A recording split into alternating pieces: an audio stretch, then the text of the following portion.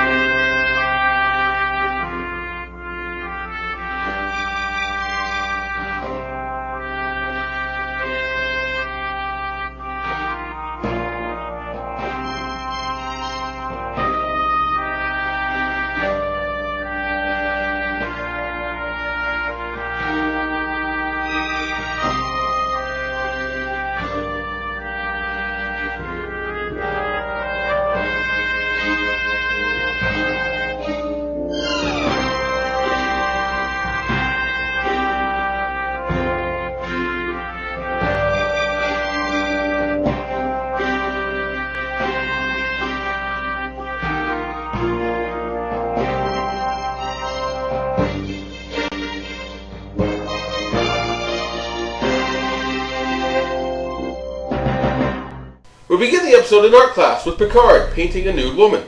Who's teaching this class? The naked woman?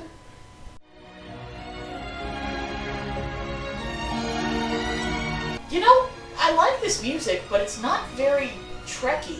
I know, it sounds more like it belongs in, I don't know, a story about a Christmas miracle or an 80s fantasy movie.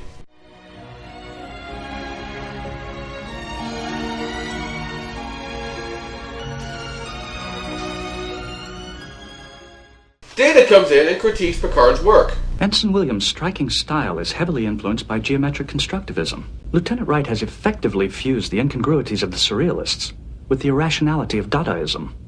This quite inappropriately attempts to juxtapose the disparate cubistic styles of Picasso and Leger.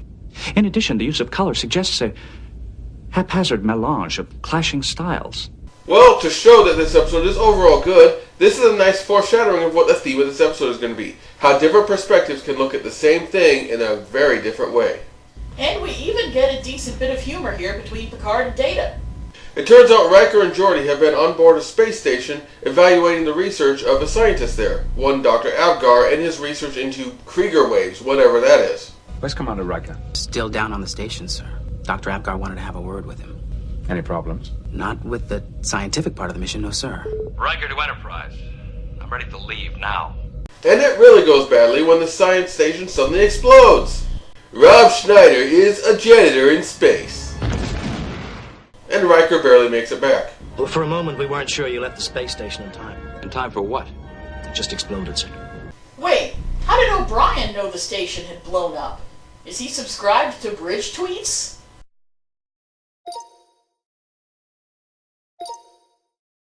Riker is shaken. You don't say. In the immediate aftermath, an investigator from the planet, whose name is Craig, not Krang, For those of you who already know who Krang is, I love you. comes on board to arrest Riker. Picard goes into his ready room with Craig to discuss this, but he does this expertly, because he keeps Riker out of it to avoid any conflict of interest, but he also puts Riker in charge of the bridge to demonstrate his trust. Again, this is a good scene because it's all in subtext. It's all clear, but it's not overtly spoken. This episode is SOS for a reason, even though we'll be getting into the stupid stuff a lot. Hold me, Geordi. Just what is the evidence against my officer? 2 witnesses have come forward to describe Commander Riker's threats against Dr. Abgar. What is with your hair? Dude, you're not Wolverine. You're not even C. Thomas Howell. Wolverine!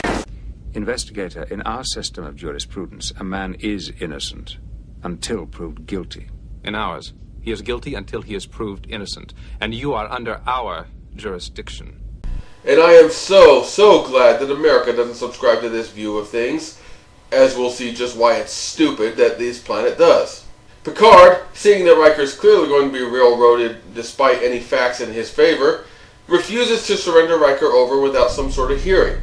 So basically, even though this is actually just an extradition hearing, this is Riker's trial, because if he goes down to the planet, he's guilty.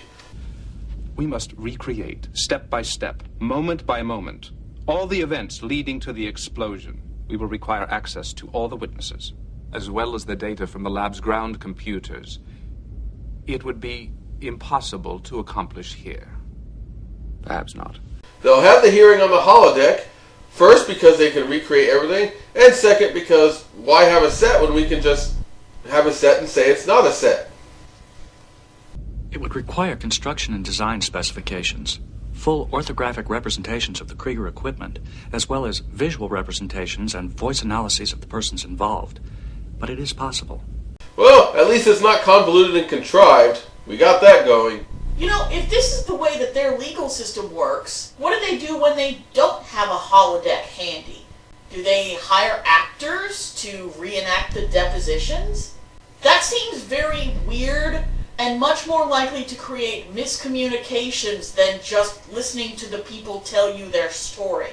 I want you to give the computer detailed depositions of everything you saw, everything you heard while you were on board.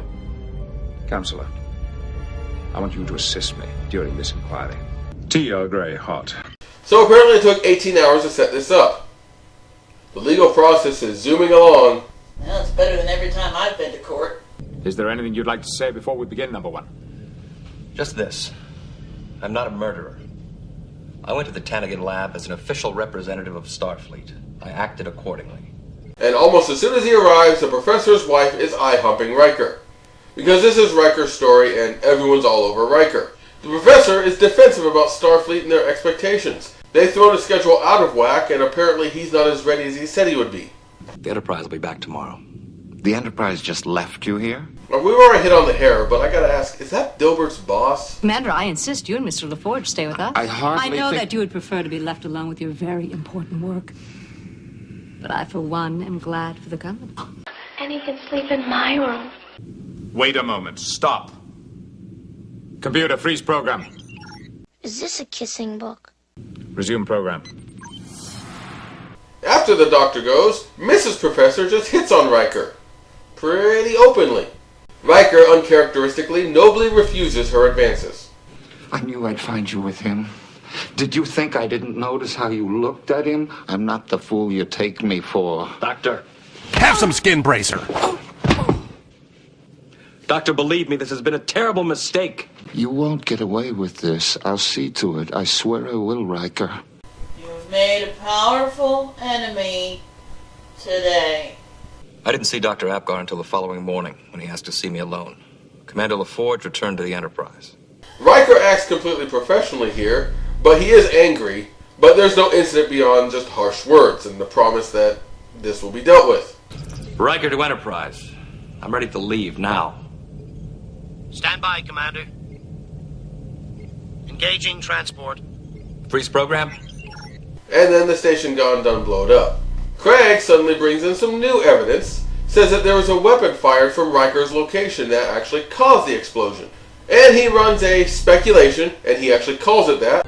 Will you allow me to show you my recreation of the end of this story? A speculation, if you will. See? Riker to Enterprise. I'm ready to leave now. Stand by, Commander. Engaging transport. Freeze program.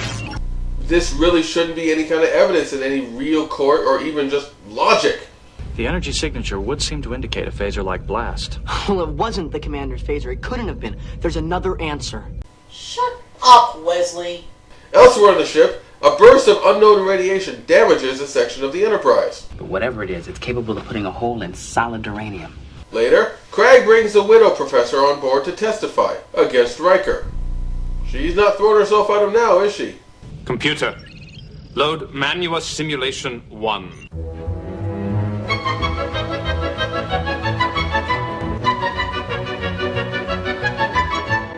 her deposition is that the professor was insecure, but really dedicated to trying to do what Starfleet wanted, and Riker showed up as some sort of a lecherous pervert.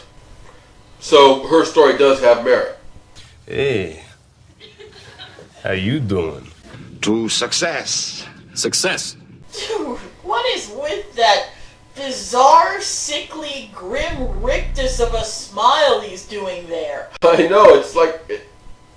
Okay, you covered all the jokes, but we're going to have a clip contest instead of a joke contest. And go! Let's put a smile on that face. Optimism, Captain! That's what passes for a smile with him. And what's with that stupid grin? Oh, man. Oh, I just burst a blood vessel in my eye. Milk. I can fit a whole tuna can in my mouth.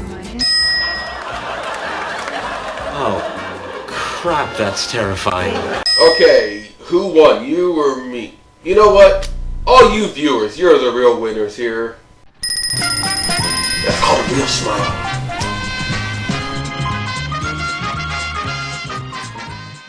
In her story, Riker forced himself on her. I would appreciate it if Commander LaForge and I could stay here until the Enterprise returns. The environmental controls are here. To the point where it's borderline rape, or at least sexual assault. Please. She's lying. That never happened. Captain, you know I would never act like that. I'm an ass man. To be fair, that's some pretty good effects work, especially for the time. It really does look like they paused the program and Riker's walking around among them. Nicely done. And in this version, we top it off with Riker beating up on a helpless old scientist. If you report this, you'll be making a terrible mistake, Doctor. A terrible mistake. If you will not be turned, you will be destroyed. Your career was safe. He was a scientist. In another day, some fascinating bit of technical trivia would have distracted him. He would have forgotten about you and his complaint to Starfleet. He would have just totally forgotten about the fact that some officer sexually assaulted his wife. No, that would have been out of his mind in a day or two. This is her supposedly defending his honor? It makes him sound like a massive jerk.